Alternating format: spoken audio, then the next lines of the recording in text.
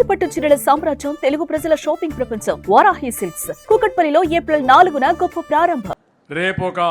ఎందుకంటే మన దగ్గర డబ్బులుండి కాదు, ఆ విషయం కూడా కార్యకర్తలు గుర్తుపెట్టుకోవాలి, ప్రజలు గుర్తుపెట్టుకోవాలి.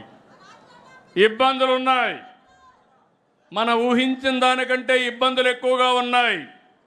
నేను 4వసారి ముఖ్యమంత్రిని, 3 సార్లు నాకు ఎప్పుడు ఇన్ని ఇబ్బందులు రాలేదు. అన్ని ఇబ్బందులు ఉన్నాయి, కానీ ఒక పక్క ఇబ్బందులున్నా సమస్యల్ని ఫేస్ చేస్తూనే ఎక్కడికక్కడ ఇచ్చిన హామీలు నెరవేర్చుకుంటూ ముందుకు పోయే దిశగా ముందు కార్యక్రమాలు తీసుకున్నాం.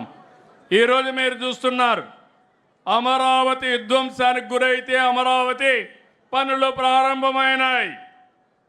పోలవరం గోదావరిలో ముంచేస్తే గోదావరిని మళ్ళీ ట్రాక్లో పెట్టి 2027కు పూర్తి చేసే బాధ్యత తెలుగుదేశం పార్టీ ఎన్డీఏ తీసుకుంటున్నాం.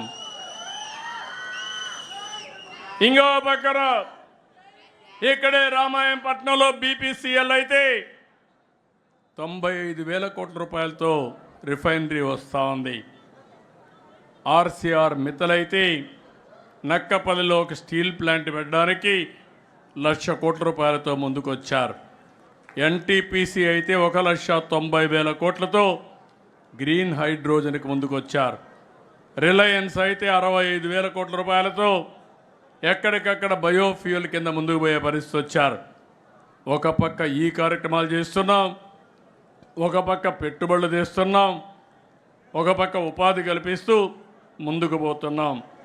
రేపే మళ్ళీ ఒక చరిత్రకు శ్రీకారం చుట్టబోతున్నాం. జీరో పావర్టీ, P4 మార్గదర్శి, బంగారు కుటుంబం. నా ఆలోచన ఒకటి, సంపద కొంతమంది చేతుల్లో ఉండడం కాదు.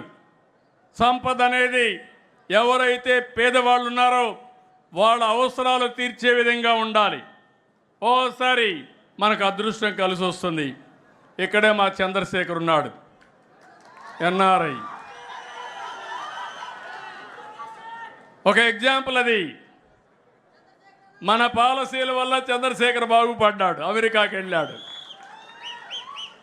ఒక మంచి కంపెనీ పెట్టాడు, ఒక సక్సెస్ఫుల్ పారిశ్రామికవేత్తగా తయారయ్యాడు. ఈరోజు నేను కూడా గర్వపడుతున్న తెలుగువాడుగా అమెరికాకి వెళ్ళి ఈరోజు సక్సెస్ఫుల్గా తిరిగి వచ్చి మళ్ళా ప్రజాసేవకు ఎంపీ అయ్యాడు. ఎంపీ అవుతానే అదృష్టం కలిసి వచ్చి కేంద్రంలో మంత్రి కూడా అయ్యాడు. ఇప్పుడే అనిత గారు చెప్పారు, ఒక్క అడుగు ముందేస్తే ఓసారి 3-4 అడుగులు కలిసి వస్తాయి. ఆవిడ కూడా మొన్నటి వరకు తెలుగు మహిళా అధ్యక్షురాలుగా పనిచేసి సాక్షాత్తు రాష్ట్ర హోమ్ మినిస్టర్గా పనిచేసే పరిస్థితికి వచ్చారంటే అది తెలుగుదేశం పార్టీ చూపించే ఆదరణ, అభ్యర్థులను ఎంపిక చేసే విధానం కూడా. ఇప్పుడు నేను ఎందుకు చంద్రశేఖర్ గారి పేరు చెప్పానంటే సమాజం ఆయనకి ఆదరణ ఇచ్చింది, అవకాశాలు ఇచ్చింది. ఇక్కడే ఈ జిల్లాలోనే చదివాడు, ఎంబీబీఎస్ పాస్ అయ్యాడు, టెక్నాలజీలో కొద్దిగా ఆలోచించాడు. దాంతో ఆయన చేసిన పని అమెరికాకు పోయి ఒక కంపెనీ పెట్టి బ్రహ్మాండంగా డబ్బులు సంపాదించారు. కానీ ఆయన మొట్టమొదటిసారి డబ్బులు సంపాదించినప్పుడు ఇక్కడ ప్రజల వల్లనే పైకి వచ్చాడు. ఆ విషయాన్ని ఆయన గుర్తుపెట్టుకోవాల్సిన అవసరం ఉంది. సమాజం వల్ల పైకి వచ్చాడు, తెలివితేటలున్నాయి. కృష్ణ గారు ఊరే బురుపాళెమే అయింది. ఆయనతో పుట్టిన వాళ్ళు అక్కడే ఉన్నారు. ఇంకా ఆయనకు బాధ్యత ఉందా లేదా అని అడుగుతున్నా మీ అందరి ద్వారా. ఆ ఊరిలో ఉండే పేదవాళ్ళందరినీ పైకి తీసుకొచ్చే బాధ్యత ఆయనకు ఉందా లేదా అని మిమ్మల్ని అడుగుతున్నా.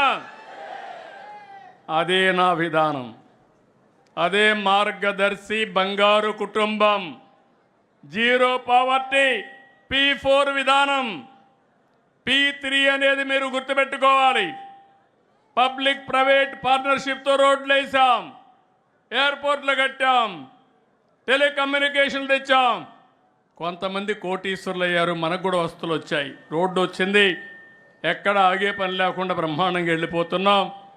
ఇప్పుడైతే టోల్ కూడా కలెక్ట్ చేసే పని లేదు, నేరుగా బిల్లు మీకు నేరుగా ఇంటికి వస్తుంది, మీ ఫోన్కి వచ్చేసే పరిస్థితికి వచ్చింది. అలాంటి సమయంలో ఈ పేదవాళ్ళని బాగు చేసే బాధ్యత మన పైన ఉంది. అందుకే 20 లక్షల మందిని ఎంపిక చేశాం.